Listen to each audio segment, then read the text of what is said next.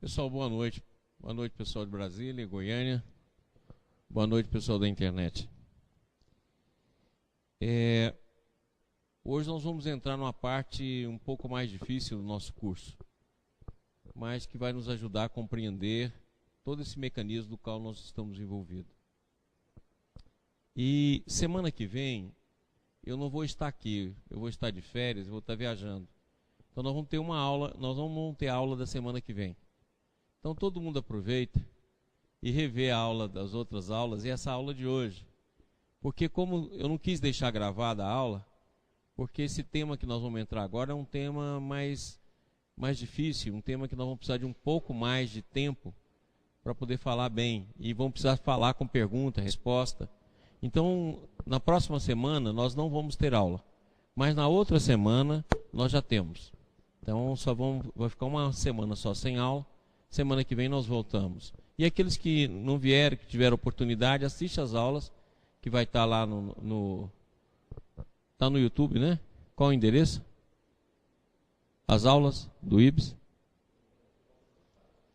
Tá no site mesmo. Tá.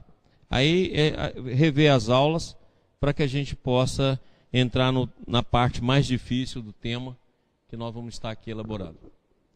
Então vamos fazer a nossa prece.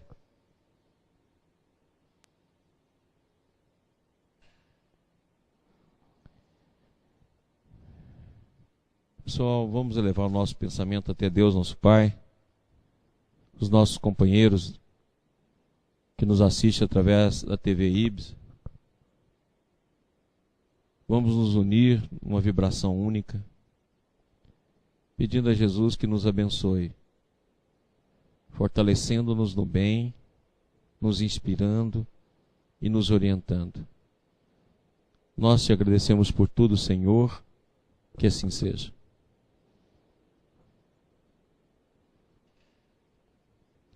Pessoal, olha aqui. Aqui o pessoal da internet vê, né, filho? Se eu escrever aqui, que semana passada não viram.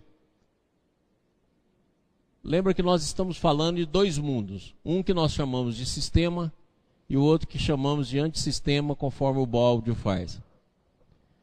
Nesse antissistema é vibracional, um mundo incomensurável, e ao mesmo tempo onde todos os universos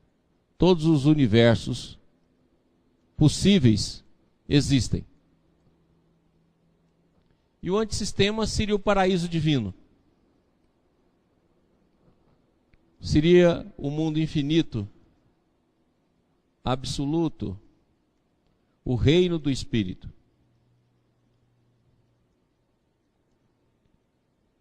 Então nós que estamos situados aqui, nós possuímos as qualidades dos dois campos, apesar de estarmos no antissistema. Porque se o sistema é tudo, o antissistema está dentro do sistema. Ou seja, na verdade ele é um conjunto infinito contido em outro conjunto. Então, daquela maneira que nós apresentamos, o sistema seria isso e o antissistema estaria dentro dele. Então nós temos duas naturezas. Da mesma forma que no antissistema nós estamos encarnado e desencarnado, tendo duas naturezas. A natureza humana, do qual o nosso corpo físico é a ferramenta, e a natureza espiritual, do qual o nosso corpo perispiritual é a ferramenta. Dessa mesma forma, nós participamos de um campo maior, que é o campo do sistema e de um antissistema. Aqui, a ligação é não local. Aqui, a ligação é vibracional. Ou seja, aqui ela é intrínseca. Aqui ela é um campo de vibração. E a principal vibração daqui é o pensamento. E aqui não existe uma vibração, porque todos estão integrados em todo, na feição de um holograma. Então a melhor maneira de compreender esse universo de cá é o holograma. E a ligação não local é o emaranhado quântico, que a física quântica já fala.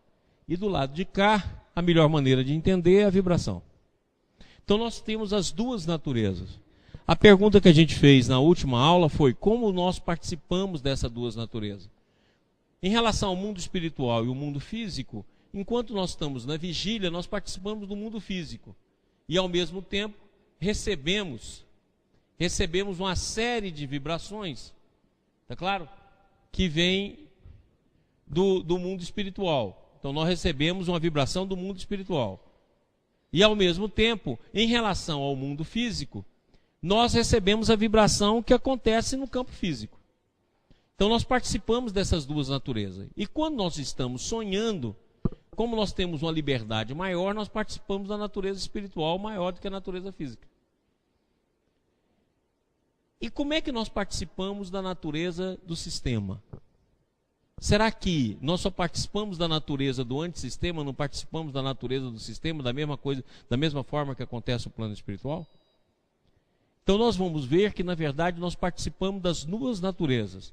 Tanto a natureza do sistema como a natureza do antissistema. Vamos lá. O slide aqui, por favor.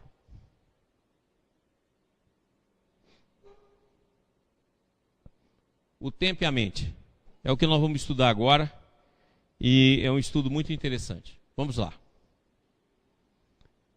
A informação no sentido de ordenação de um sistema, que não provenha sempre dos supermilagres cegos do acaso, tem de ser certamente o resultado de um programa subjacente à matéria. A física deveria admitir que aquilo que procura não são as leis do caos, mas sim a ordem integrante do mundo, a inteligência oculta da matéria. À medida que a física foi evoluindo, em que veio a física quântica, veio a física da relatividade, começou-se a descobrir partículas. Das partículas começaram a falar em campo. Maxwell já falava em campo eletromagnético, tá claro? E começou a se falar em campo, até que chegou em um determinado momento que fez a seguinte pergunta: o que orienta tudo isso? Por que tudo isso evolui sempre produzindo do caos alguma coisa maior? Por exemplo, se nós pegarmos para falar em caos, nós temos que falar em entropia, que é a segunda lei da termodinâmica. Que a maioria do sistema tende à desorganização. Certo? E isso é o medo das mulheres. Porque tende a desorganizar, vai ficando velha e feia. Tá claro? Então, mulher tem um horror à entropia. Tá claro? Porque a tendência é se desorganizar ficando velha e feia. Elas não toleram essa lei. Mas acontece que a entropia, pela desorganização, tem uma coisa muito interessante. Ela cria possibilidades.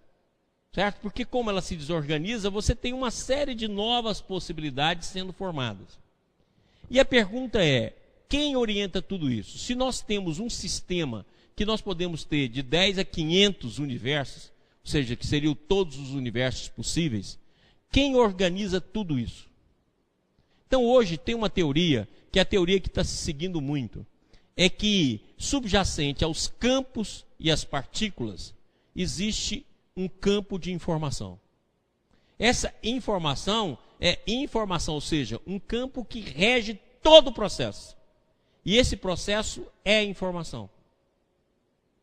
Então, se nós pegarmos, por exemplo, os nossos computadores, o que rege eles é um campo de informação. Agora, se nós colocarmos o universo todo, existiria um campo de informação subjacente aos campos eletromagnéticos, aos campos da força fraca, aos campos nucleares, à partícula, ou seja, existiria um campo de informação. O Balde chama esse campo de informação de lei. Então, dentro da visão do Balde, o campo de informação é a lei. É aquilo que tudo rege, que tudo cria a todo momento. Então, este campo de informação, e é por isso que eu pedi para vocês lerem o livro do Erwin Laszlo, aquele campo acásico. Por quê? Porque nele ele dá o foco desse campo de informação. Então, na verdade, tudo que tem se reduziria a um campo de informação. Só que esse campo de informação tem a cada momento a informação de todos os pontos do universo. E é o que o Balde vai chamar de lei. Se esse campo de informação existe, A primeira pergunta é o seguinte: será que todas as coisas que existem na face da terra, inclusive nós mesmos, na verdade existe sempre uma impermanência? E quem organiza tudo isso é o campo de informação? Será que nós não somos semelhantes a uma imagem, por exemplo, de uma TV, a imagem de um computador, que ela se desorganiza e organiza de novo, graças à informação existente, que faz com que todos esses pontos se reúnem? Ou será que nós não estamos envolvidos naquilo que o Oriente já fala há séculos?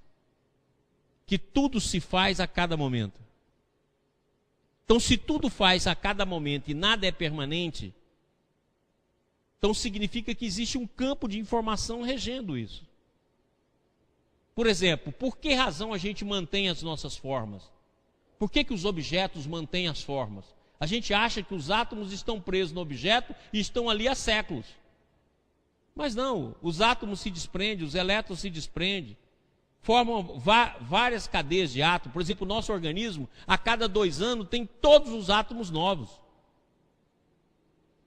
As nossas células se organizam, se desfaz e faz em segundos, menos de segundos. Os átomos estão o tempo todo numa espécie de dança. Parece muito aquilo que o Oriente falasse, a dança de Shiva. Se tudo isso está acontecendo, esse movimento todo está acontecendo, quem organiza isso? Se nós pegarmos, por exemplo, o exemplo do trânsito.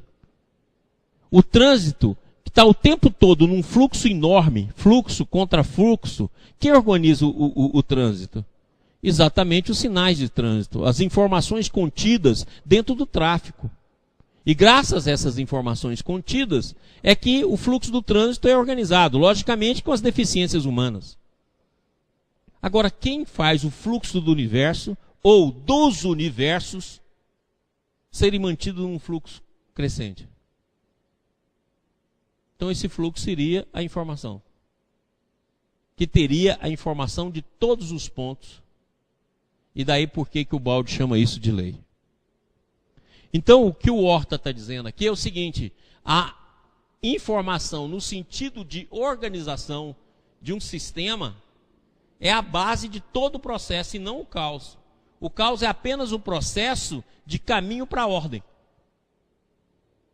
Como nós estamos no mundo relativo, o caos é um processo de organização e desorganização. Mas nunca organização e desorganização em si mesmo. Mas organização e desorganização para encontrar uma ordem superior. Por isso que dá a evolução.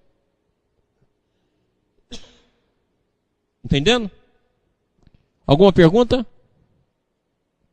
Caminhamos. O segundo princípio da termodinâmica afirma que, num sistema material isolado, a desordem molecular aumenta com o tempo. Ou, em linguagem física, a entropia aumenta irreversivelmente. Não é necessário uma grande visão científica para se verificar que este princípio não tem estado operando até o atual estágio do universo, pois, evidentemente, a totalidade material tem se estruturado com complexidades crescentes. Então, por exemplo, pelo princípio da entropia, qualquer sistema se desgasta com o tempo. Deixa uma casa parada, que daqui a pouco você volta lá, a casa está destruída, está caída, certo? Por quê? Porque isso faz parte do processo da própria desorganização da matéria. Mas apesar da existência dessa lei em relação à matéria, você vê que a cada tempo o universo vai crescendo. Cada vez ele se expande, cada vez ele é mais complexo. E cada vez, principalmente em relação a nós, a nossa existência, ele é cada vez mais complexo dentro desse processo. Ora, se fosse apenas um caos pelo caos, então à medida que a gente fosse vivendo, evoluindo, o caos ia se instalando.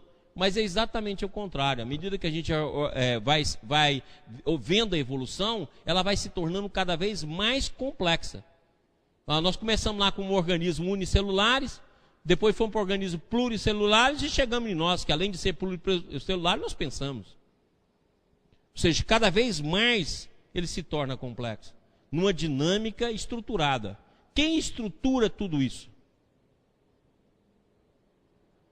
E esse campo de informação, ele tem de ser um campo vivo.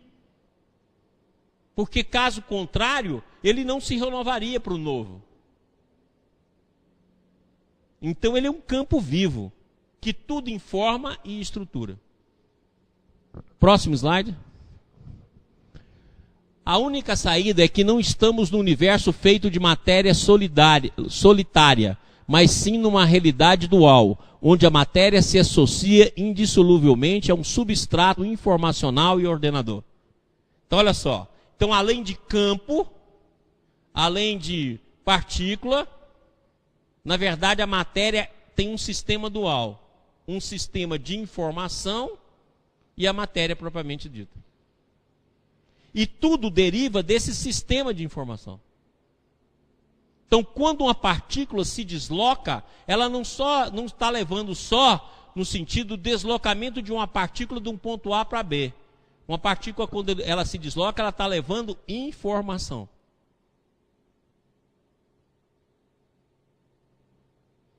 Então, eu posso pegar uma partícula e deslocar ela e fazer, por exemplo, um computador quântico. Porque, na verdade, a partícula não representa só uma força, não traduz apenas um campo, como o fóton que traduz o campo eletromagnético, ou a força eletromagnética. Ela também traduz uma informação. E se nós estivermos mergulhados num campo de informação, esse campo tem informação de todos os seres, de todas as partículas a cada momento. Por isso que ele diz aqui tão claro, ó, a matéria associada indissoluvelmente a um substrato informacional. Então a matéria poderia ser vista como um campo informacional materializado.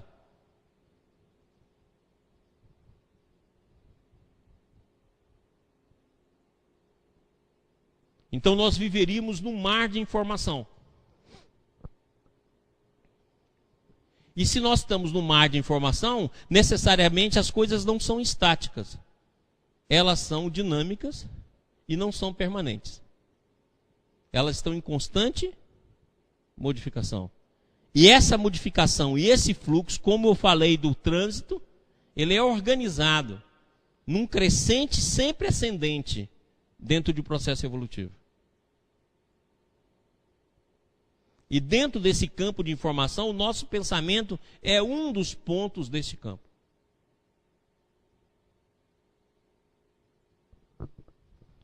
O universo material não é um sistema isolado. Há uma vasta inteligência associada à matéria. Seria assim, a matéria é apenas o ponto do iceberg de um campo de informação imenso.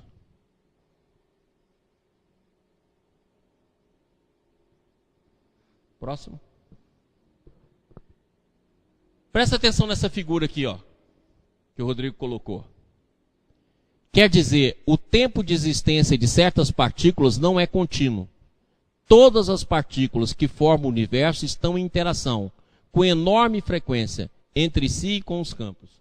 Então não é absurdo admitir-se por um salto quântico do pensamento que o tempo de existência física de todas as partículas do universo é descontínuo. Qual a visão aqui? Hoje em dia começa a se discutir, por exemplo, vamos pegar, por exemplo, um átomo, vamos pegar, por exemplo, um elétron. Ele pode estar aqui, desaparecer aqui, não passar por esse intervalo de espaço, tempo, e aparecer em outra camada. Então, na verdade, existe uma dança desses átomos, como se eles aparecessem e desaparecessem. Ou, em outras palavras, volta aqui a imagem. Isso aqui é só imagem comparativa, né? Caneta aqui, por favor. Caneta. Então, é só uma imagem comparativa. Em vez de eles existirem assim, ó, eles existiriam assim, ó, em saltos descontínuos. Então, toda a matéria do universo, se é assim, o seu corpo aparece e desaparece. E se é assim, a tua consciência contrai e expande o tempo todo.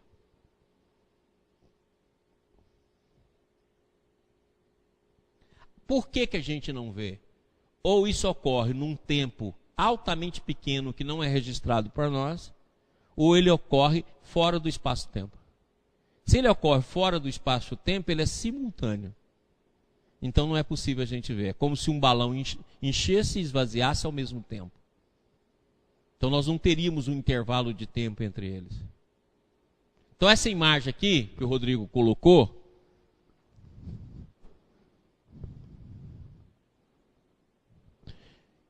assim seria o nosso organismo. Como se houvesse uma respiração no universo, onde todo o processo se desmaterializa e materializa.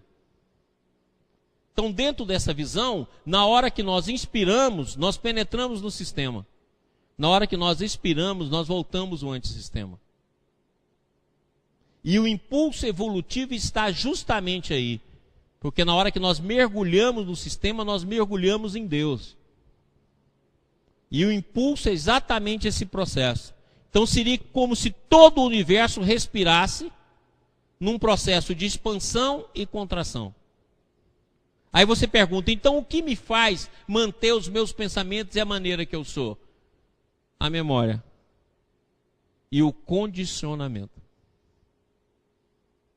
Aqueles seres que passam por uma experiência e notam essa experiência se iluminam. Como aconteceu, por exemplo, com Buda. Como aconteceu com Paulo de Tarso, como aconteceu com Maria Madalena, como aconteceu com o conhecido como o bom ladrão. Por que que em um momento eles se modificam? Porque eles fizeram um salto consciencial. Não fizeram o processo linear. Então, voltando àquele exemplo que nós demos aqui, de simultaneidade,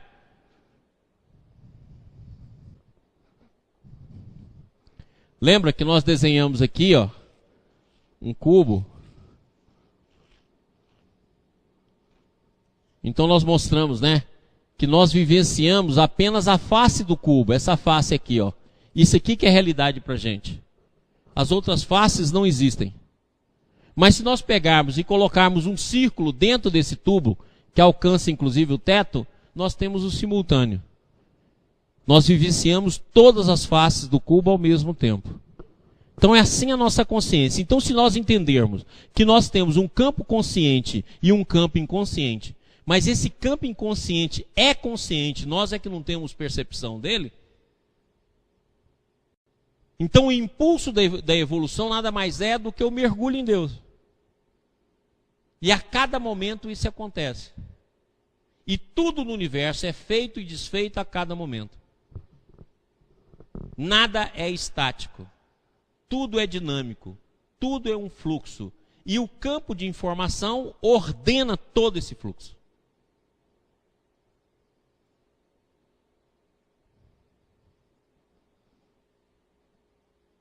Então, por exemplo, quando nós respiramos, a respiração física, são trilhões, trilhões, quadrilhões de partículas que entram para dentro do nosso pulmão e depois saem. Quem organiza todas as partículas? Quem faz todo esse metabolismo? Quem faz a transferência toda para o campo celular de todo esse oxigênio? Quem faz essa mudança? Tudo isso ocorre com a nossa inconsciência. A única coisa que a gente nota é o movimento respiratório. Mas milhões de reações químicas, milhões de reações dentro do nosso organismo estão acontecendo quando nós respiramos. Mas o organismo tem um campo de informação que já organiza todas essas funções biológicas, sem que a nossa consciência participe delas. E se o processo foi exatamente esse no campo do espírito? Nós temos vários campos de consciência. E nós, então, expandimos a consciência no movimento espiral, né? Nós fazemos esse movimento de expansão e fazemos um movimento de contração. Então, abrimos e fechamos a cada momento. Nessa abertura, nós fazemos parte do sistema. Nesse fechamento, nós voltamos ao nosso ponto de origem, que nunca é o mesmo. Então, mesmo que você não queira evoluir, você sempre volta num ponto superior ao que você fez a respiração. Por isso que, independente do que a gente faça, nós caminhamos para Deus.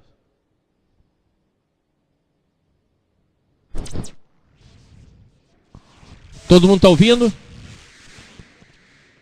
No campo, eu sou um ponto nesse campo de informação.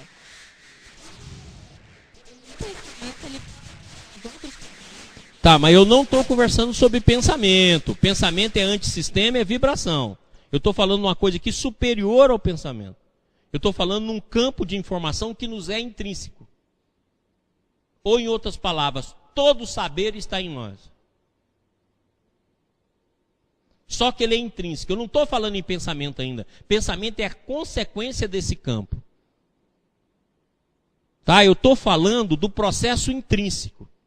Que, inclusive, uma das coisas desse processo vai ser o pensamento.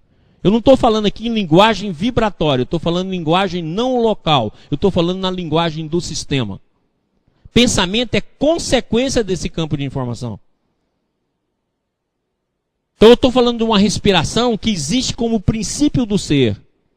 Ou seja, nós nunca deixamos de ser um. Nós nunca deixamos de ser o espírito. Nós estamos afastados dessa concepção pelo processo de inconsciência, pela queda, pela contração da consciência. Mas o movimento de expansão e contração continua em nós. Nós não temos consciência disso. E como a gente só consegue adquirir consciência em uma das fases do cubo, então para a gente a realidade é só aquilo que está sendo percebido pela nossa consciência. Mas à medida que a gente expande, a nossa realidade se torna múltipla. E o pensamento é uma das consequências desse processo. Então nós poderíamos dizer que o campo de informação ou lei é que nutre o campo de energia do pensamento. Ou em outras palavras, você pensa com a matéria divina. Ou em outras palavras, Deus é a gasolina do seu movimento mental.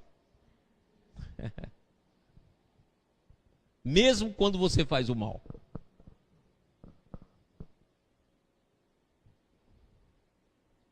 Pergunta.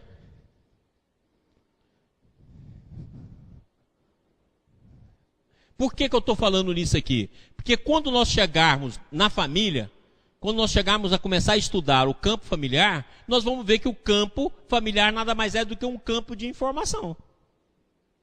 Que faz parte desse campo bem maior, que é o campo sistêmico. É por isso que se esse campo sistêmico atua sobre nós, cada campo, incluindo o campo familiar, também vai atuar.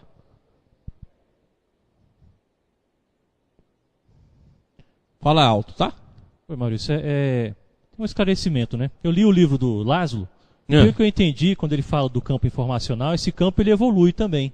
Sim. Ele aproveita, ele manda as informações para a criação de universos, de orbes, e isso como uma experiência, né, que vê os resultados daquela experiência, se foi positivo ou não, e as informações voltam e há um processo de retroalimentação do próprio campo informacional. Isso, né? Em relação a nós, porque eu estou abordando aqui o campo sistêmico, que ele já é onipresente e onisciente. Tá? Em relação a nós, é exatamente essa visão do Erwin Laszlo, ou seja, esse campo de informação em relação a nós, ele também é um crescente, porque é ele que comanda a evolução. E se nós caímos e vamos abrindo a nossa consciência, então, consequentemente, esse campo tem sempre como um propósito de maior abertura. Mas eu estou abordando ele a partir do sistema. Então ele já é um campo onisciente e onipresente. De um fluxo constante, onde o novo sempre está presente. Ou seja, eu estou fazendo abordagem não de baixo para cima, eu estou fazendo de cima para baixo, entendeu? E por que isso é importante? Por isso que nós vamos entender a obra do Bert. Porque o Bert vai estudar esse campo em relação à família. Mostrando que o campo familiar tende a repetir os seres que já habitaram aquele campo familiar. Então, no momento que você identifica uma injustiça, ou identifica ou constela um dos seres que já existiram nele, a tendência é você repetir o comportamento dele. Essa é a síntese do trabalho do Bert. Ora, então esse campo familiar nada mais é do que um campo muito menor do que o campo maior onde nós vivemos. Ou, em outras palavras, dentro desse campo maior que eu estou falando aqui, esse campo sistêmico, a gente tende à busca de Deus. É aquilo que Jesus falou, e eu vou dar uma aula só sobre isso. Seja perfeito como o vosso Pai Celestial é perfeito. Então, essa seria o grande mote, o grande campo, a grande busca desse campo divino, desse campo sistêmico. É Ele que faz o processo nosso de busca da felicidade, de insaciabilidade do desejo, de busca de ascensão, de busca de Deus, que querendo ou que não, sempre está instalado dentro de nós. É por isso que nenhuma maldade é permanente. Porque toda vez que você respira, você recebe potencialidades ou unidades, forças divinas, que vai modificando o seu condicionamento. Então não tem como você ficar fixo na maldade. É por isso que nós voltamos para o sistema. Então hoje nós podemos dizer que graças ao campo de informação divino, graças à unidade e graças a essa respiração que nós estamos tentando explicar aqui, é que nós voltamos e nós evoluímos. Por quê? Porque em cada momento que a gente faz o processo de expansão e o processo de contração, nós nunca voltamos ao mesmo ponto. Nós sempre voltamos um ponto além.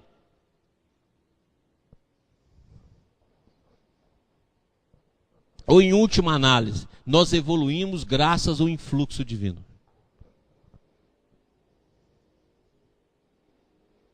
Então agora mentaliza aqui, todo o universo desaparecendo e aparecendo. É isso. Só que numa ordem cada vez maior. Então nós poderíamos chamar de ordem 1, ordem 2, ordem 3, cada vez maior.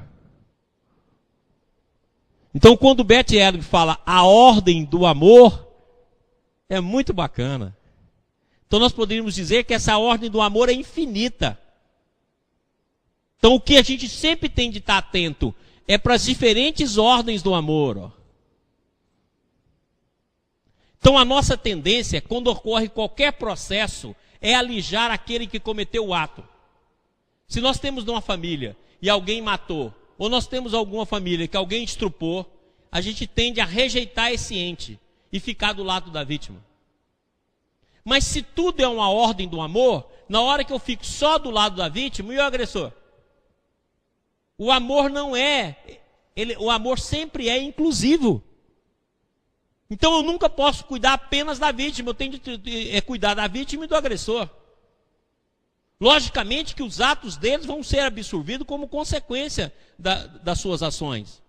Mas eu não posso excluir o agressor. E geralmente no nosso sentido egóico, a gente exclui do nosso campo familiar, ou campo de amizade, ou do que seja, as pessoas que cometem erro que a gente considera bárbaro. Imediatamente a gente se torna superiores a ele, e imediatamente nós excluímos da ordem do amor. Não, se é uma ordem do amor que existe no universo através de um campo de informação, essa ordem é sempre inclusiva. Ela não pode excluir ninguém pelo erro. É aquilo que Jesus faz com a mulher adúltera. Eu também não vou te condenar. Ou seja, o processo é inclusivo. Amor para com o agressor e amor para com a vítima. Isso não significa que o agressor não vai ter de assimilar a sua cota de responsabilidade diante da lei. Que eu já mostrei aqui que isso é consciencial. Aquilo que a gente pratica aqui, já está planejado para o futuro a recuperação. Mas significa que é uma ordem do amor. Então nós podemos entender que o campo de informação é um campo de ordem e um campo de amor. E todas as outras ordens derivam dessa ordem primária, que é essa ordem sistêmica do espírito. E todo o processo de mudança e de movimento origina dessa respiração de expansão e contração da consciência.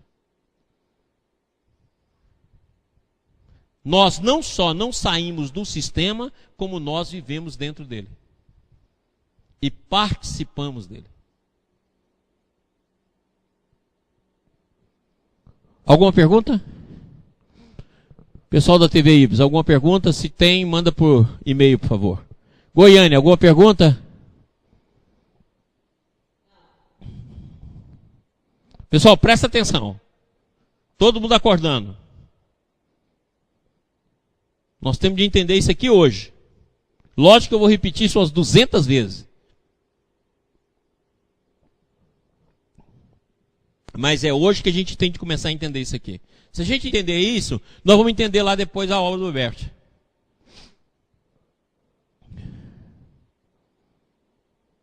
Porque basta eu entender que se é um campo de informação, na hora que eu assimilar a informação de um ente que ficou fora do sistema, eu tendo a repeti-lo no meu comportamento.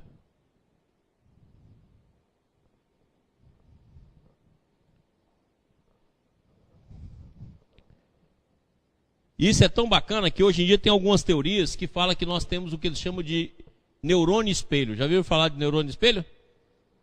Neurônio espelho é um tipo de neurônio em que você tende a imitar o outro.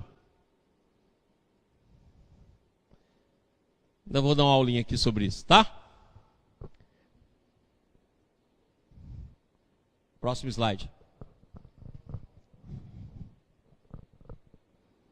Então pense em você assim, ó. Só que você respira e inspira. Então tudo em você muda, não é só o campo da forma. O campo psíquico também.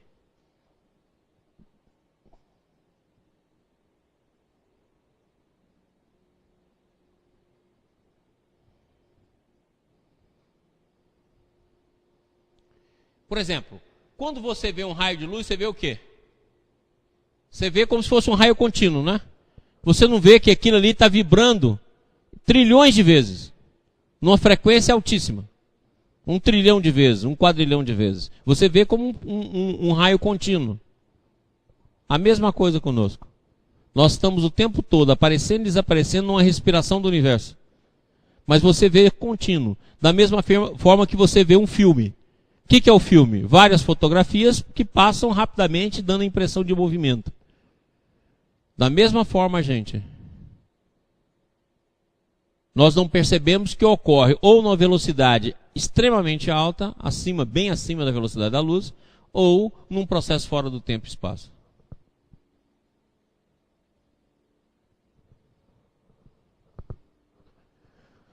Próximo. A física atômica sabe que o princípio de conservação da energia não é respeitado à escala da microfísica durante tempos muito breves. Não é então necessário considerar transformações de matéria em energia e inversamente. A partícula, como toda energia e informação estruturais e espaciais que lhe correspondem, regressa periodicamente a um estado não físico. Guarde isso aqui, gente, ó, todo mundo prestando atenção. A partícula, como toda energia e informações estruturais e espaciais que lhe correspondem, regressa periodicamente a um estado não físico. Então dá para a gente entender o seguinte: se todas as partículas é consciência, então nós poderíamos considerar que esse campo de informação nada mais é do que um campo consciencial. E que toda partícula e todos os seres voltam ao estado de consciência a cada processo de respiração do universo. Porque tudo é consciência. Então não preciso me preocupar aqui com a conservação de energia, entre a conservação do princípio da conservação de energia, que é um dos princípios mais importantes da física. Por quê? Porque nós estamos trabalhando com a mesma substância em diferentes estados. Então seria o seguinte, é como se nós existíssemos como gelo. Em determinado momento a gente se transforma em água e transforma em vapor. Volta a se transformar em água e volta a se transformar em vapor. Isso ao mesmo tempo, ou seja, num processo simultâneo. Considerando o vapor como se fosse a nossa estrutura espiritual maior e considerando o gelo a nossa estrutura dimensional, onde a gente fica preso numa das dimensões do cubo.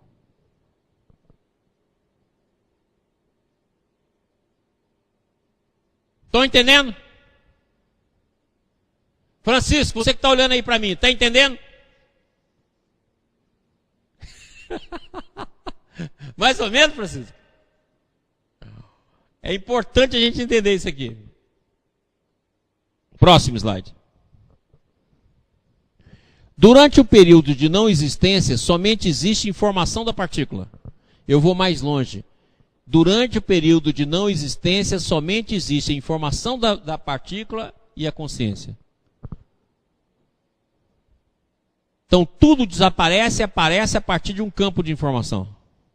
Se eu tenho informação, a informação estrutura a matéria, entendeu? Como se fosse a receita do bolo. Se eu tenho a receita do bolo, eu tenho o bolo. Ou seja, o campo de informação que estrutura todo o processo. Em cada momento desse. E nada volta ao estado que era.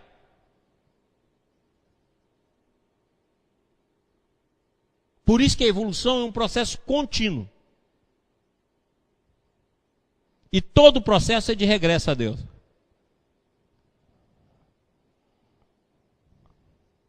Em outras palavras, você mergulha no campo de informação divina e não percebe. Você só filtra uma gota de alguma coisa que você transforma num insight.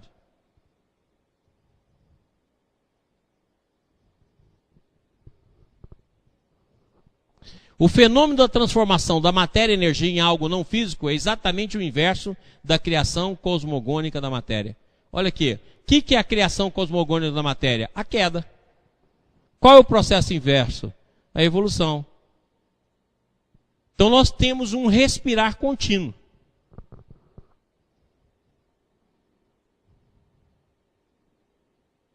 Então vamos pegar um céu e pendurar nesse céu, vários balões. No fundo desse balão, no último balão, a gente pendura um homem, um boneco. Vou trazer isso aqui na próxima aula. E aí nós vamos fazer a respiração. Desse homem passando por várias consciências e atingindo o céu. E voltando para o boneco. Só que o boneco, em vez de estar na mesma posição, ele está numa posição um pouco superior. É isso que esse fenômeno psíquico acontece conosco.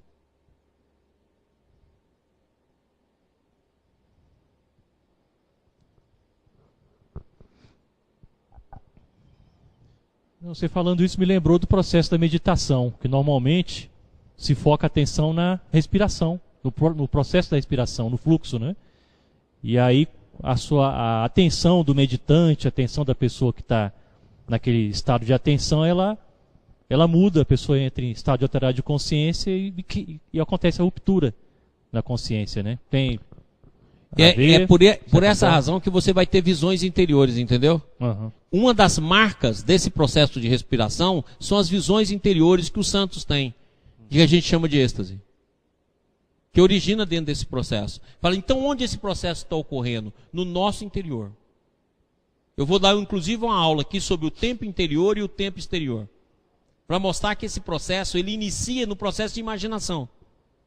Então a imaginação da criança nada mais é que um dos princípios do mundo interior, que mais tarde vai se transformar em visões e intuições, que é o reflexo desse processo de respiração, que pode acontecer com todos nós, e não só aqueles que a gente classifica como santo. Porque esse processo de respiração é contínuo. Por isso que Jesus foi claro quando ele falou assim: Pai, o que eu falei para ele é aquilo que tenho ouvido de ti.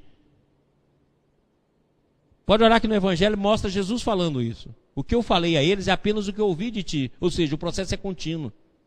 Para o Cristo tem consciência, nós não. Mas a pequena consciência que fica de cada ato desse cria alguma imagem interior e algum movimento de volta à bondade.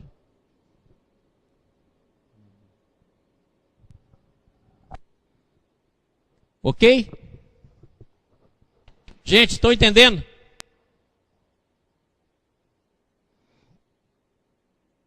Então nós não estamos apartados de Deus. Essa ideia que foi criada na nossa mente, que Deus está longe, lá no céu, e Ele criou o mundo e largou Ele aqui, é uma das maiores besteiras que existe.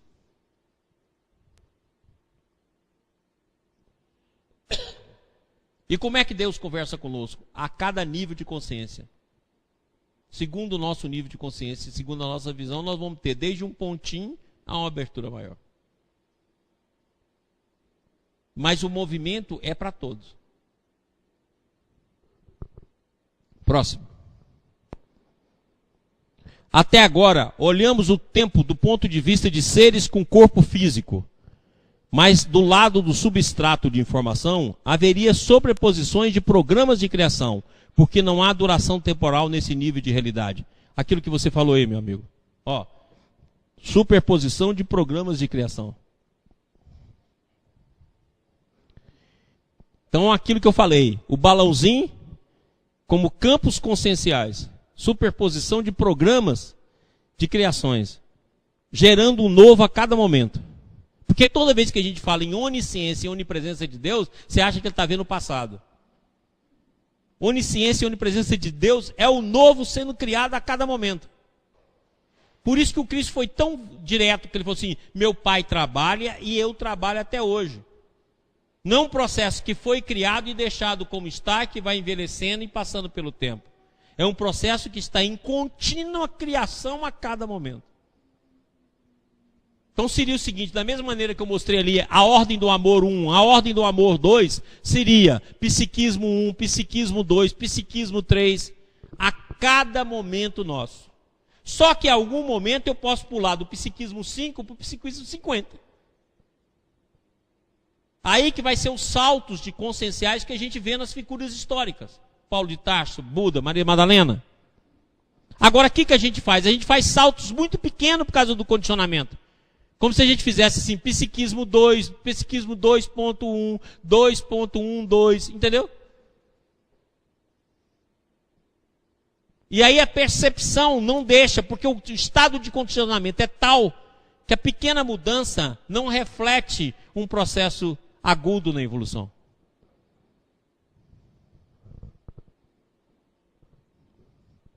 Próximo. Toda sequencialidade pode ser deduzida, mas não é essencial. Em palavras mais simples, toda informação para a criação e destruição sincrônicas de um universo está contida numa realidade sem tempo. Lembra que nós falamos aqui que o sistema não possui tempo. Enquanto o antissistema é relativo, o sistema é absoluto. Então fica fácil agora da gente entender. Vamos lá? Apenas para a gente se situar, né? Que eu estou aqui, faço a expansão de consciência para cá, tudo aqui é refeito e volto para cá. Ó. Só que eu nunca vou estar no mesmo local do espaço-tempo. Eu faço essa respiração. E isso aqui, ó, é fora do tempo.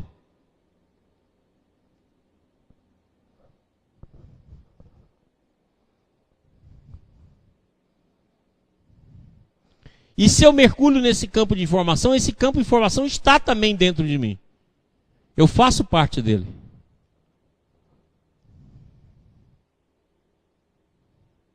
É por isso que o conhecimento, a sabedoria, a verdade não é algo que a gente possa dar para o outro. A gente pode despertar no outro o potencial do qual já está nascendo nele. Por isso que o Baldi fala que o conhecimento é uma questão de ressonância. Não é uma questão de fazer proselitismo.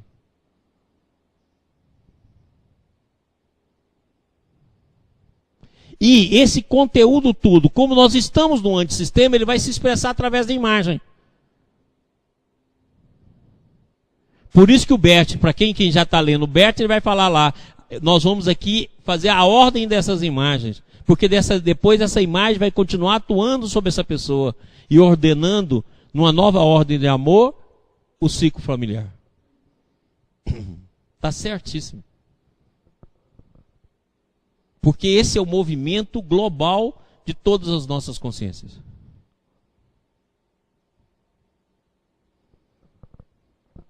Próximo.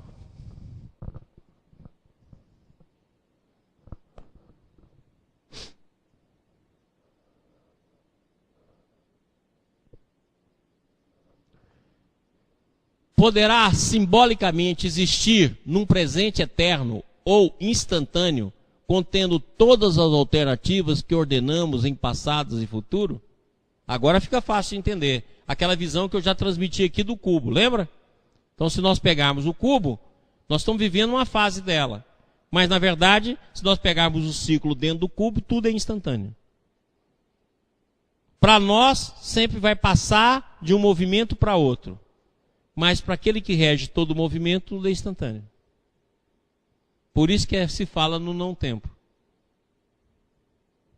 Porque não tem o processo de passagem de um momento para o outro. Vamos lá. Próximo. O tempo universal não seria regido por sinais eletromagnéticos, mas por informações. Ele chama aí de campo DI, né? Contida no reino adimensional da realidade global. Olha, se você pegar esse processo aqui, ó, num campo de informação contínuo no reino adimensional da realidade global, é o sistema de Humboldt. Ou seja, um campo do espírito, onde já não existe nem matéria, nem tempo, nem espaço. Por isso que ele fala não dimensão, que seria a dimensão da consciência. Seria o pulsar do mundo, estabelecido por um incomensurável programa de universos, contendo significados inteligentes e autoprogramados. Olha aqui que é bacana, ó. O pulsar do mundo. É aquilo que eu falei. A energia do próprio pensamento vem desse pulsar. E todo o movimento do seu psiquismo vem dessa respiração. Por isso que você pegando a grande síntese, você vai ler uma frase da sua voz que está escrita assim: a respiração do universo é a respiração do átomo. É exatamente isso que nós estamos estudando aqui. Ou seja, nada é linear, nada é permanente. A impermanência é o estado do universo. Então os orientais já estão falando isso há séculos.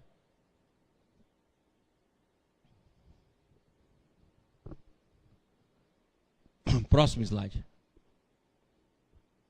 As consciências observadoras e a mente humana em particular seriam aspectos essenciais do DE, do domínio informacional, e as fontes criadoras das sequências temporais, isso é, do próprio tempo. Então, olha bem, as consciências observadoras e a mente humana, fazendo a separação aqui entre mente e consciência, lembra que eu já fiz isso aqui? Consciência são os estados de contração da individualidade. Esse estado de contração da individualidade, dentro da consciência, existem vários seres que fazem parte dessa consciência. O campo mental é o fluxo vibratório que nos une. É aquilo que eu falei, o ar que entra no nosso pulmão. Agora o ar que sai é esse campo mental qualificado pelo nosso processo vibratório.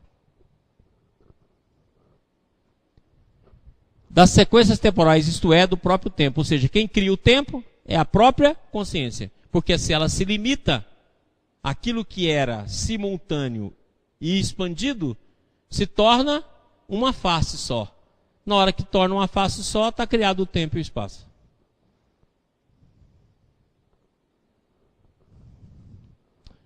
Próximo. Só se começará a entender a vida quando se enxergar a existência de uma inteligência ordenadora na natureza, de uma totalidade mais vasta, onde a matéria bruta ou viva está indissoluvelmente associada a uma informação finalista, livremente criada e universal. Leia isso aí de novo. Todo mundo lendo. Pessoal de Goiânia, lê. Quero que decora.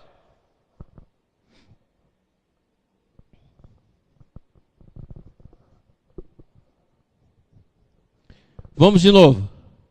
Só se começará a entender a vida quando se enxergar a existência de uma inteligência ordenadora na natureza, de uma totalidade mais vasta, onde a matéria bruta ou viva está indissoluvelmente associada a uma informação finalista, livremente criada e universal. Então aquilo que a gente vê como estático e sem movimento, nada mais é do que a expressão dos nossos sentidos. E aquilo que a gente não vê como a mudança, nada mais é do que o princípio que nós temos de permanecer sempre com o mesmo conteúdo vindo da memória. é os nossos condicionamentos. O dia que a gente se livrar do nosso condicionamento e a gente mudar a visão do mundo, nós podemos ter cada vez mais uma visão de totalidade. Aí muda completamente a forma como a gente vê o mundo. E o mundo e quando a gente deixar de cultuar apenas o mundo externo e o mundo da memória e passar a cultuar o mundo íntimo, você vai viver em visões cada vez maiores.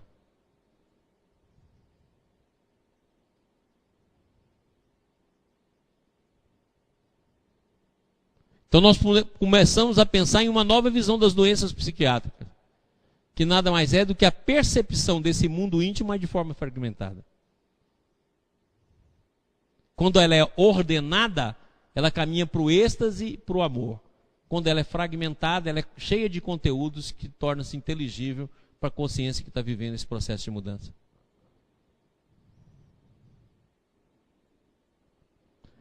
Muito bem, pessoal da internet, pessoal de Goiânia, e daqui 5 minutinhos para a gente tomar uma aguinha. Pronto? Muito bem. Nós temos aqui 2 informações. O Mauro vai passar uma informação pessoal da TV Ibis. Para quem está assistindo pela internet, depois do volume aí, tem um ícone que se você clicar, expande para a tela toda. Então, na hora que o Maurício for para a lousa digital, você clica aí depois do volume que ele vai expandir, você vai conseguir visualizar melhor ele desenhando no quadro. Depois você aperta o ESC que ele volta para a tela anterior, para você acompanhar o slide. O Mauro também tem uma pergunta que já estava aí no início da aula e que nós vamos responder agora. Vamos lá, Mauro. Diante do que disse na introdução da 4ª aula, podemos chegar à conclusão de que o Filho, Espírito, é apenas um e que nós, as individualidades, somos potências, qualidades de Deus? O Filho, Espírito... Só um instantinho. Então, o que ele está perguntando? Na verdade, o Espírito é um só. Então, nós participamos de um Espírito, nós não somos um Espírito. Nós somos uma individualidade, criado à imagem e semelhança um do outro e de Deus, significando que nós somos único, aquilo que está no Evangelho, filho unigênito, único da sua espécie, que era aquilo que Jesus já tinha alcançado, a individualidade pura, não vivendo no ego, que é o individualismo, e não a individualidade. Nós estamos vivendo a doença, que é o individualismo. Então Deus, ele está presente na individualidade, na totalidade, na unidade, formando aquilo que o Balde chama de tudo uno Deus. Tudo uno Deus é o sistema. A individualidade, cada um de nós somos diferentes do outro, da mesma substância, mas não da mesma potência. E Deus e Filho são complementabilidade do amor. Então isso que é a abordagem real do que é o Espírito. E nós caímos pela individualidade, criando vários campos conscienciais. Então nós fomos formados de um princípio único que é o Espírito, vários campos conscienciais que é a contração da individualidade no processo de queda, e formado agora por um campo consciente e inconsciente, onde tudo isso está presente, e por um campo mental, onde nós expressamos o nosso psiquismo. Ok? Continua a pergunta.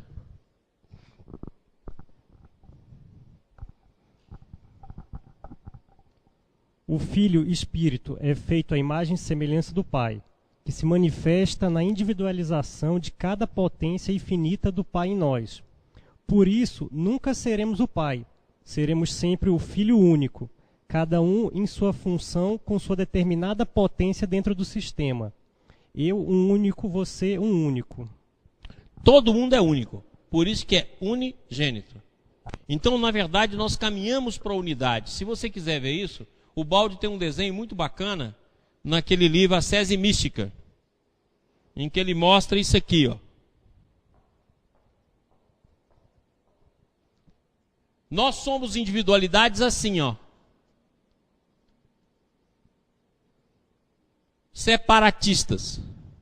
Mas à medida que nós vamos nos unindo, nós vamos fazendo isso, ó.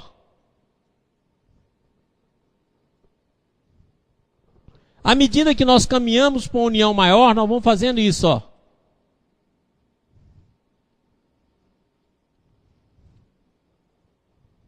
E à medida que a gente vai caminhando, nós vamos cada vez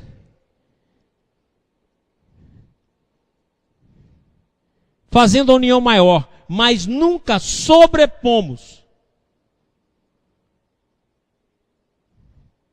Nós podemos fazer isso, ó, na união amorosa total, ó. Mas nunca vamos fazer isso, ó. Porque nós somos únicos. E essa unicidade permanece eternamente. Então, o conjunto de todos nós forma a totalidade. A união de todos nós no amor forma a unidade. E Deus é o motor amoroso que movimenta tudo isso.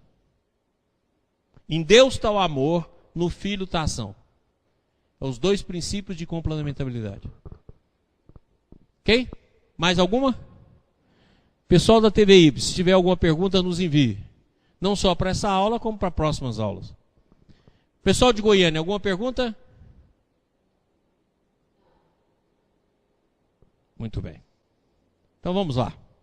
Próximo slide.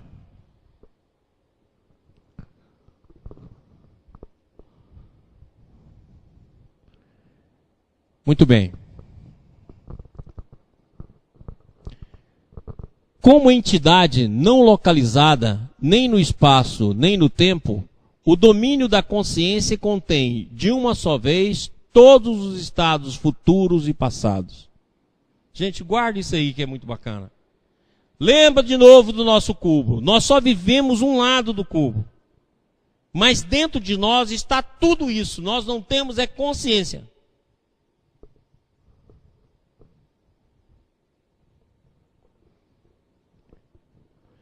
Contém de uma só vez todos os estados futuros e passados. Neste conceito, não tem qualquer sentido a admissão de uma evolução ascensional do espírito ao longo do tempo físico que não lhe é aplicável. Então está corretíssimo. A gente tem mania de falar a evolução do espírito. O espírito não evolui, ele está pronto. Jesus deixou isso claro. O espírito está pronto, a carne que é fraca. O que é a carne? A matéria. A matéria está num processo de retorno. Não o espírito. Nós podemos dizer que a consciência está no processo de expansão. A mente está no processo de purificação. A personalidade está dentro de um processo de transformação. Mas o espírito está pronto. Nós não temos é consciência dele. A queda foi um processo dentro da individualidade e não no cômputo do espírito.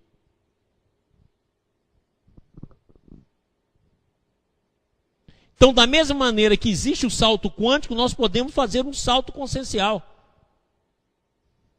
A nossa evolução não é linear. Ela é feita de saltos. Quem cria o linear é a mente e o condicionamento. É aquilo que eu sempre falo. Pega um amigo seu que quando você tinha 20 anos te magoou. E daí nunca mais você viu esse amigo. Passa 30 anos, você encontra com ele. Aquele cara já pode ter vivido experiências inúmeras como você viveu. E na hora que você olhar para ele, você vai lembrar da mágoa que ele te fez há 30 anos atrás. Isso é o condicionamento. A pessoa pode ter mudado, transformado, vivido outras coisas, está com outra mente, outro aspecto, outra visão de vida, mas na hora que você vai olhar para ele, você volta no mesmo instante onde ele te magoou e vocês se afastaram. O condicionamento leva a um estado de ver as coisas de uma maneira estática. Então, o maior entrave do nosso processo interior é o condicionamento. E o senso de justiça sempre voltado para o outro. Ou seja, o outro errou, ele que tem de me pedir desculpa. Agora, se a gente entende que nenhum de nós vive sem o outro, não adianta eu ir evoluir se o outro também não vir, eu estou interligado a ele.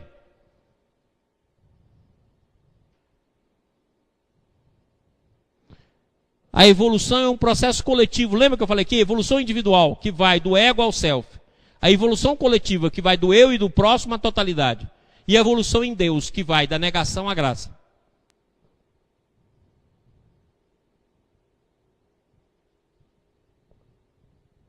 É justo que cada pessoa assuma a responsabilidade dos seus atos. Mas não é você que deve ser o cobrador. Por isso Jesus deixa claro, não julgueis para não seres julgados. Porque o julgamento faz parte intrínseca da nossa consciência.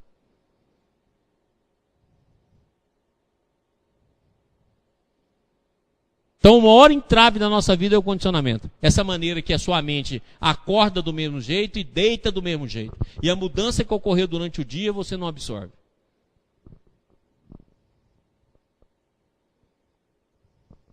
Porque você gosta do seu jeitinho de ser. Esse jeitinho esquisito e orgulhoso.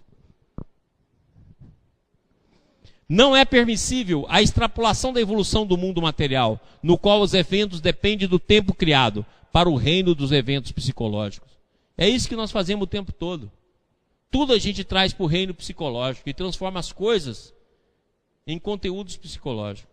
Por isso que surge a mágoa, por isso que surge o melindre, por isso que surge a briga.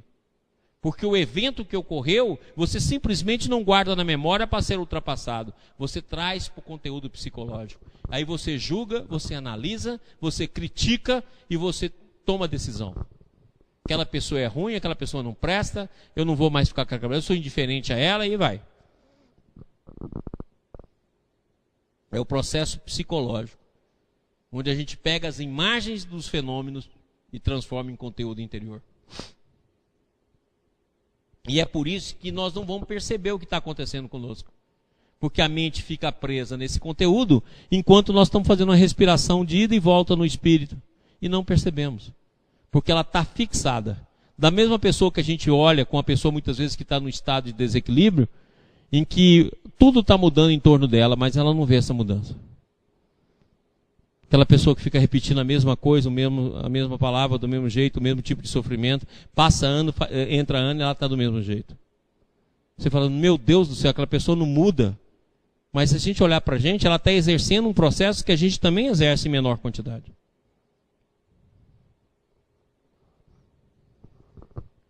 Próximo. Então aquela imagem que nós já mostramos aqui, ó, os diversos campos da consciência. E o último aí sendo o nosso campo mental. Então essa imagem é muito elucidativa. A haver uma dinâmica evolutiva do espírito, o seu processo não ocorre na duração temporal. Será necessário conceber outro domínio, outra dimensão diferente à ordem cronológica. Como exercício, pode ser sugerido que essa dimensão, no qual o espírito se complexificaria em sucessivas totalidades espaço-temporais, tenha a dimensão de uma significação ou de uma intensidade de consciência. Ou seja, o sistema. Porque você também não pode imaginar o sistema parado. O sistema não vai ter movimento como vibração, mas vai ter fluxo de interação. E o movimento não é mais matéria, nem espaço, nem tempo. O movimento é de consciência. Ou de espírito. Porque a gente está adotando a consciência como processo de queda. Então falar de evolução do espírito, no sentido exato da palavra como nós estamos usando aqui, não tem sentido. Se o espírito estiver sendo entendido como campo consciencial e como campo mental, tudo bem. Mas se for o espírito, no sentido lato do termo, como o ser do qual nós todos participamos, não tem sentido porque esse ser já está pronto. O que aconteceu foi a contração da nossa consciência e não a perda desse espírito.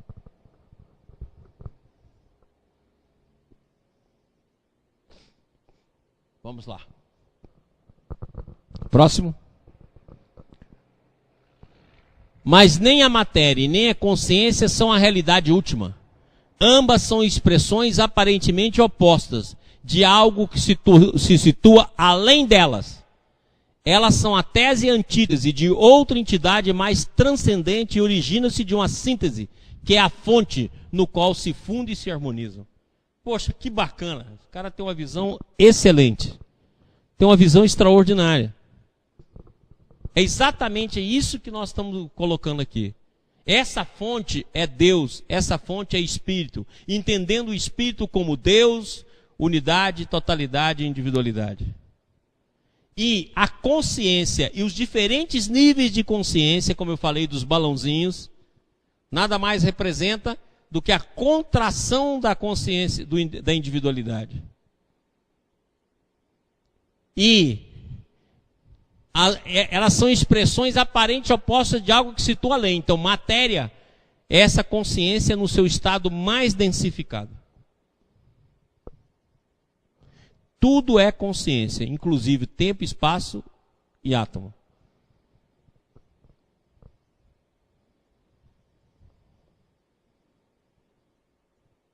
Matéria e espírito é a mesma substância em estados diferentes.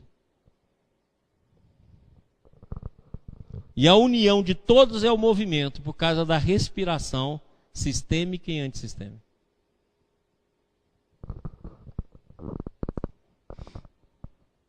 Próximo. Essa realidade desconhecida e incognoscível ultrapassa todas as esferas humanas do concebível e não pode ser objeto de conhecimento. Nada há a se dizer a não ser o silêncio. Está além das divindades que ainda são concebíveis. É por isso que o Baldi fala que quando ele escreve sobre isso, quando ele escreve sobre o sistema, ele está mutilando aquilo que verdadeiramente é. Porque ele está colocando a nível de conhecimento aquilo que transcende o conhecimento. Então, quando a gente cria imagens aqui, nós não estamos criando aquilo que é. Nós estamos fazendo uma comparação para que o nosso entendimento avance. Porque se eu penso nessa fonte que tudo orienta, que tudo coordena, inclusive esse campo de informação, ela está muito além da informação. Então, qualquer coisa que eu fale sobre ela, não é a realidade. Por isso que Lao Tse colocou lá no Tao Te Ching, né? O tal que eu falo, esse não é o tal. Então, quando a gente descreve Deus ou fala sobre Deus, tenha certeza, esse não é Deus.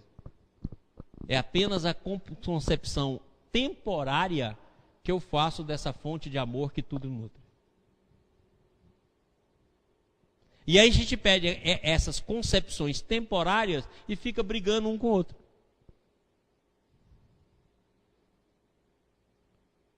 Como alguém que nunca tivesse viajado para uma área distante e concebesse como é que é o terreno, quais as frutas que tem lá e ficasse discutindo sem nunca ter ido lá.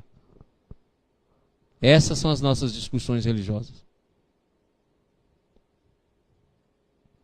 Alguma pergunta? Próximo.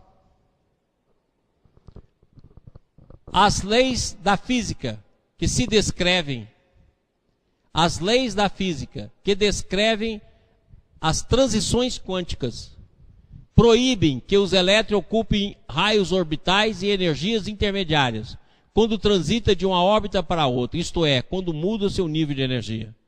A visão clássica de trajetória de um corpo material é evidentemente incapaz de explicar esse prodígio. O trânsito entre uma esfera de raio R1 e outra de esfera de raio R2, sem passagem pelo intervalo entre as duas esferas. Isso só seria possível se o elétron, durante o salto quântico, se transformasse em alguma coisa não material. Tá claro? O que você está falando, Rodrigo? Ah, tá, devagar, né? Pessoal, olha aqui. Isso é algo que nós vamos estudar, que nós já falamos aqui, né? Coloca aqui o raio, aqui, a figura. Não, vai embora. Não. Próximo slide, filho. Aí, ó.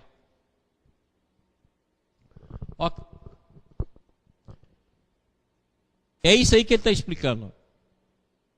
Ele está pegando o raio lá, R1 e R2. Está pegando o elétron. Está mostrando que o elétron E1 vai para o E2. mas não passa pelo espaço que existe entre R1 e R2. Estão entendendo? Olha lá, a esfera de raio 1, o elétron 1, a R2. Então, o elétron 1 passa para a esfera 2 sem passar por intervalo. Por isso que ele coloca lá, salto quântico descontínuo. Então, o que ele postula? Que o elétron sai de 1, vai para 2. Mas ele sai de 1, vai para o mundo não dimensional, que seria o mundo da informação, e se materializa em 2. O elétron só pode ocupar certo nível de energia, os outros são níveis proibidos. Ou seja, aqui ele está falando de nível, que são os diferentes níveis. Isso aqui é o princípio de exclusão de Wolfing. Um dos princípios mais importantes da física quântica. Tá? Por quê? Porque ele expressa os níveis de energia que cada elétron pode ocupar. E ele, quando ocupa isso, tanto para ir como para voltar, ele pode passar daqui para lá, ou simplesmente desaparecer aqui e aparecer lá. Então o que ele postula? Que quando ele desaparece aqui, ele se torna não material, vai para o campo de informação. Na hora que ele materializa lá, é o campo de informação que está materializando. Então você pensa bem, isso acontece com uma partícula, isso ia acontecer com todas as partículas do universo. Ao mesmo tempo. Entendeu o que é o campo de informação? E isso nós estamos falando em termos de partícula. Agora vamos falar em termos de psiquismo e vamos falar em termos de consciência. Entendeu o que é o campo de informação que tudo forma a cada momento? E da mesma forma que o átomo faz um salto quântico, ou a partícula, ou o elétron, da mesma forma o faz a nossa consciência. E em cada salto desse, nós mergulhamos no sistema e voltamos ao antissistema. E esse mergulho no antissistema é que cria o impulso de evolução e de busca divina e de insaciabilidade do desejo. E é graças a esse impulso que forma o campo de vibração do qual nós utilizamos para expressar em imagens e para expressar em pensamento. Ok? Ficamos nessa imagem aqui. Então nós estamos começando a entender um campo vasto que existe muito além daquilo que a gente possa conceber. Para depois entender que o campo familiar também é formado assim. Só que com os conteúdos passados, presentes e futuros da nossa família.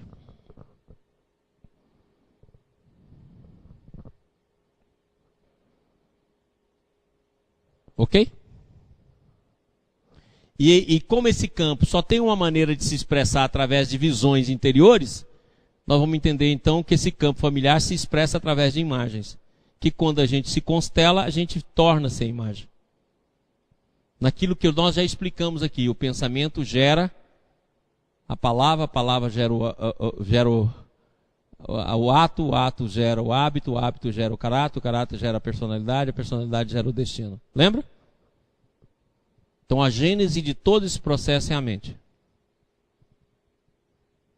Pergunta, alguma pergunta, Mauro? Goiânia, alguma pergunta?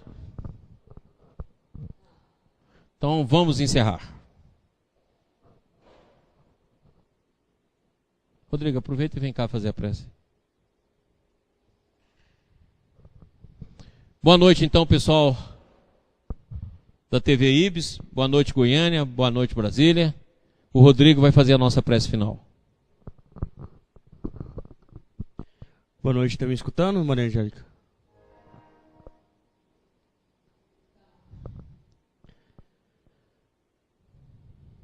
Pedimos mais uma vez, Senhor, a bênção pelos aprendizados de hoje, que possa iluminar o nosso retorno aos nossos lares, iluminar os lares daqueles que nos assistem pela internet.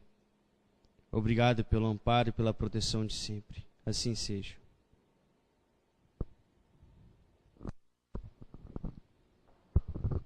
Boa noite a todos.